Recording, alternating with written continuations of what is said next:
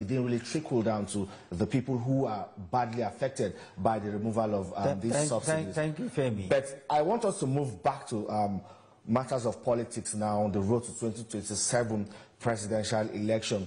We know that there are indications that there might be some strong alliances, mergers, or coalitions of political interests ahead of these, ahead of the election. But some people are saying that any attempts to upset the apple cart of power rotation will fall flat on its face, because there is already an arrangement which also your friend Nasir El-Rufai championed at that time, ahead of the 2023 general election, that power must shift to the south. But we are beginning to see some agitations, especially from the north, that power should return now to the north, which will upset the apple cart of power rotation.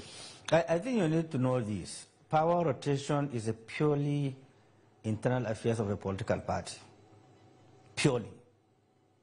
In the last election, other parties present candidates outside the south. It's a purely internal affairs of a political party. It's not written even in the party's constitution, because the Supreme Court says zoning is discriminatory. Okay? You need to know that. You also need to know, I was one of the first Nigerians, the youngest Nigerian, that challenged zoning in 1999. When it was zoned to the south, I say it's still danger for the country, to divide the country more than uniting the country. I went to court. Afe Babalola was defending the PDP, and then YC Mekel was our own lawyer. And the court says that zoning is discriminatory.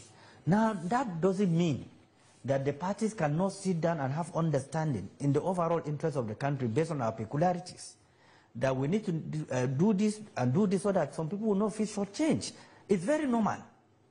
But don't make it to feel as if it's a constitutional provision. It's not. It's an internal affairs of the party. That was the decision of APC. It was the decision of PDP then. It was also our decision when we have case up to the Supreme Court. You remember Jerry Ghana versus Donald Duke. I hope you remember that very clearly. When Jerry Ghana was saying, no, it's the turn of the North. And Donald Duke is not supposed to contest. So these are variables that the democracy have provided. And secondly, I don't think there is anybody who is deliberately undermining president. Now, these are part of the inbuilt to create tension, to create apprehension, to create distrust between the president and the citizens. Now, if they said the Northerners are ganging up against Tinubu, 62% of the votes were from the North. Did Bola coerce them to vote him? The Northerners came together and voted for him because they have good intention. They see him as somebody who means well for the country. Who is changing the narrative now? And who is the narrative going to suit? Now, you see how the nation is being balkanized by few individuals who have vested interest. Not peace to reign, not understanding to reign, but to keep on balkanizing the country for them to benefit from it. And this is not good for the country. Our generation should be a generation that unites Nigeria. We have nowhere to go. We have everything it takes to rebuild this country.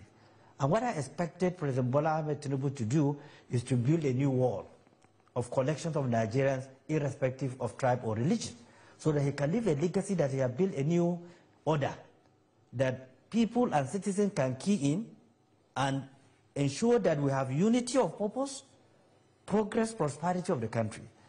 There is no justification for him to do a copycat of President Muhammadu Buhari administration by dominating his cabinet with Northerners. Does that help him to succeed? The answer is no. Does it help Buhari to fail? The answer is yes. So if it's a copycat, now he's copying what Buhari did or the wrong of Buhari, now he's dominating his cabinet with Southerners. What guarantee does he have that will help him to succeed? So you think the cabinet is dominated with Southerners? Some people have done. I think I saw a tweet from Sunday Diary, the president's spokesman, giving the data of how balanced the president's appointments have been, and that all claims or insinuations that is dominated by Southerners are not true. You need to go back to the statistics. We are all Nigerians.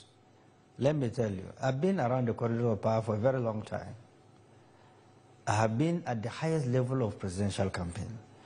I was the director of contact and mobilization operation of presidential campaign of IBB. I was the deputy director general of Atiku campaign organization. I have served in so many capacities. I know the dynamics of power. Once a president has opened door for sycophants to mislead him, a lot of things will go wrong. Now, 72% of the appointments, ministries, agencies, and parastatals are treated towards one system. Now, I'm telling you also here, that is the mistake President Muhammadu Buhari committed. And that did not help him.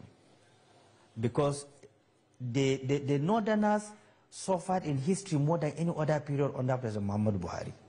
More than any other period. The Northerners were the victims.